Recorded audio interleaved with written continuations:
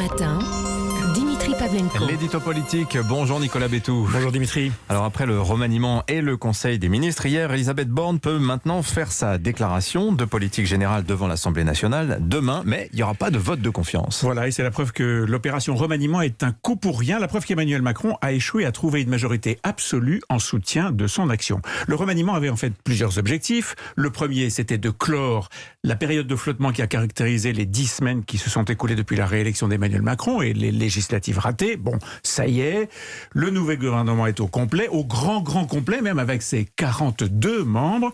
Il peut reprendre la main sur les administrations et traiter les nombreux sujets qui s'empilaient sur le bureau des urgences. Mais avoir un gouvernement ne suffit pas.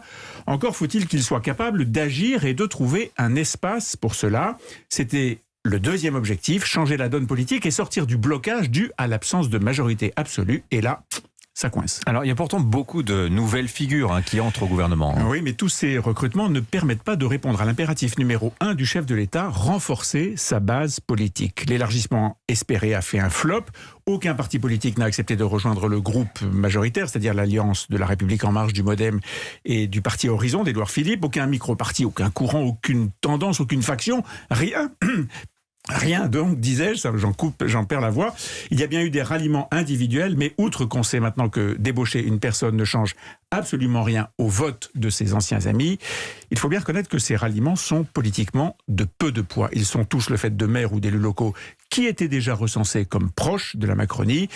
Bon, le voyage d'une rive à l'autre n'a donc pas été très long. Alors il y a tout de même plusieurs personnalités de la société civile qui entrent au gouvernement. Oui, et leurs qualités individuelles ne sont certainement pas en cause, mais outre qu'aucune d'entre elles n'a la notoriété d'un Nicolas Hulot, enfin je veux dire, à l'époque de son débauchage par le tout nouveau président Macron, il y a 5 ans, donc aucune d'entre elles non plus ne peut prétendre emmener avec elle les votes d'une profession ou d'un courant de pensée. Avoir un spécialiste reconnu des urgences à la tête du ministère des Santé, c'est sûrement très bien, mais pas sûr que ça suffise à apaiser une profession au bord de la crise de nerfs. Et puis, par-dessus tout, tous ces mouvements, petits et grands, ne déplacent pas une voix à l'Assemblée nationale. Or, c'est bien ça l'enjeu. On avait besoin d'une opération politique pour redonner un souffle, un élan à l'action du président. On a un remaniement technique qui n'a aucune chance de marquer les esprits. Il fallait faire un coup.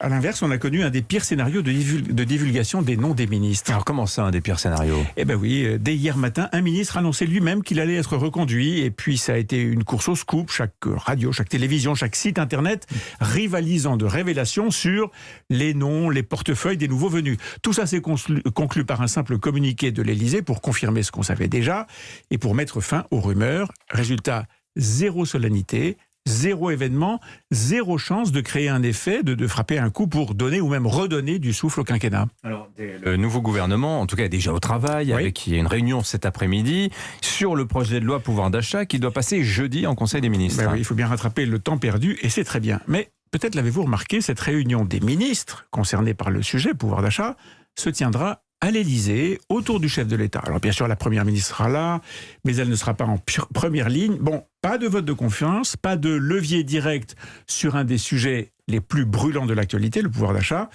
On le voit, Emmanuel Macron n'est pas prêt de lâcher les rênes et Elisabeth Borne va avoir du mal à asseoir son magistère politique. Merci beaucoup Nicolas Bétou. Je signale la une de votre journal L'Opinion, le gouvernement Borne 2, une équipe recroquevillée sur ses alliés, écrivez-vous.